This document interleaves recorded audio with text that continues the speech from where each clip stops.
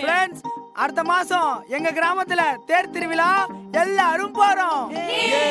Jolly jolly. திருவிழான்னு சொன்னாலே கொண்டாட்டம் தான். தேர் திருவிழா ஓகே, ஆனா அதுக்கு முன்னாடி தேர்தல் திருவிழா வருதே, அத பத்தி சொல்லவே இல்ல. தேர்தல் வருது ஓகே, அத போய் திருவிழான்னு சொல்ற? இப்ப திருவிழாக்கு யாரெல்லாம் போவாங்க சொல்லுங்க? எல்லாரும் தான் போவாங்க. ஆண்களும் போவாங்க, பெண்களும் போவாங்க. எங்களை மாதிரி மூன்றாம் பாலினத்தவங்க தான் போவாங்க. பணக்காரங்க ஏழைங்க அப்படின்னு எல்லாரும் திருவிழாக்கு போவாங்க. அதே மாதிரி தான் தேர்தல் அன்னைக்கு எல்லாரும் போய் ஓட்டு போடணும். கோவில் திருவிழாக்கு போயிட்டு சாமி கிட்ட எல்லாரும் என்ன வேண்டுவாங்க? எங்க வாழ்க்கை நல்லா இருக்கணும், தொழில் வளர்ச்சி அடையணும், பிள்ளைங்க எல்லாம் நல்லா படிக்கணும் அப்படின்னு எல்லாத்துக்கும் தான் வேண்டுவாங்க.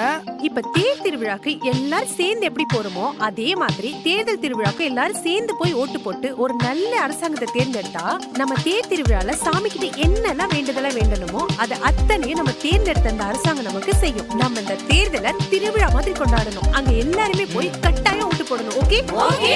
தேர்தல் திருவிழா தேசத்தின் பெருவிழா.